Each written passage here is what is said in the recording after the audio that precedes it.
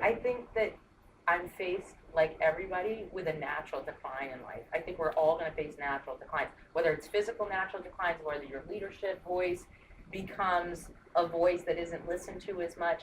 Like, I want to deliver every time I step on stage to do a speaking engagement or I teach a class that's virtual, I feel like I'm giving the presidential inauguration. I'm not. I don't want to make it bigger than it is, but I feel like God gave me this wonderful gift of an audience. I could impact the lives. So I never look at like I'm trying to make money for Annie Mac. Sorry, Joe. I always That's look like at the it. effect.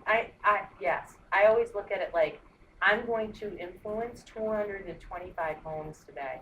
That if I increase the sales of these 225 people, I'm going to bring money to the mouths of all the children in those All right, homes. I got to stop you right there because today you're going to love this. I was having this conversation with Gaurav Gambhir, the owner Love him. of Yep. Keller Williams Condo Shop, and he said the exact same thing. See, And it's no wonder the National Mortgage Professionals of America, is that right? They voted you the number one connector, I guess you could say, Yeah. recently in an article because of the amount of influence or attention you have. Yeah. And I would argue that's probably because you take that attitude and you also put yourself out there.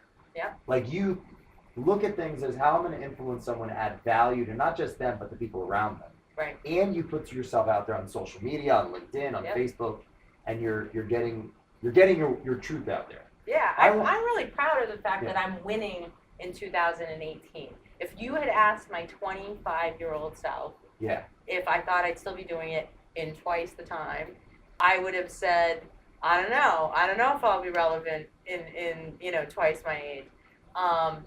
I now feel like I'm going to be relevant for a really long time still. At least another 100 years. I feel like I'm just coming into the level of relevancy I'm going to have. Yeah, Here's what, as long as I can speak, maybe one day I'm going to look different. I already look different than I did 20 years ago, but my point is I'm going to have a voice, and as long as I have a voice, I'm going to make an impact. Here's what I think. My job is to make raving fans out of the people that I teach. I look back on the mentors I had, and there were 4 or 5 guys that made me want to get up out of my seat and just run through the freaking wall when I got out of a meeting. Those were the guys that they knew the words. They legit, as cliche as it is, they had a sports mentality.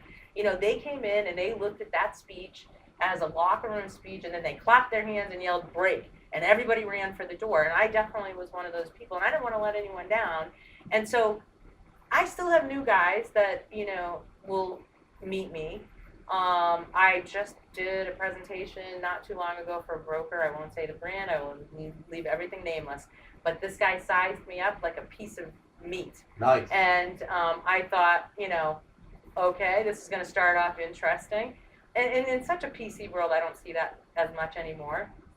I guess my point is that,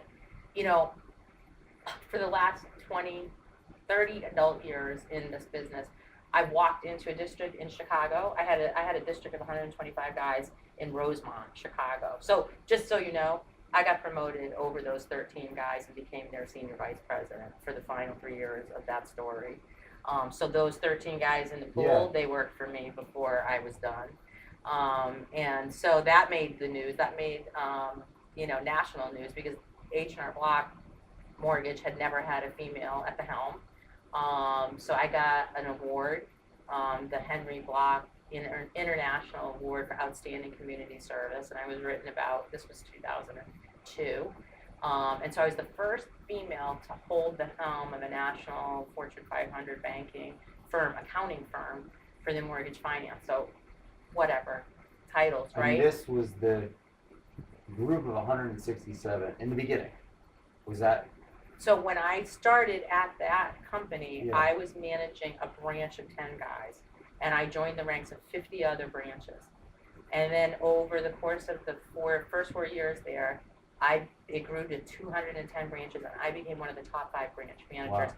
That got me the promotion to one of the 14 districts, Boston, which was in last place. And then I got them to first place. I maintained that for 3 years. And then I got promoted to senior vice president. Yes.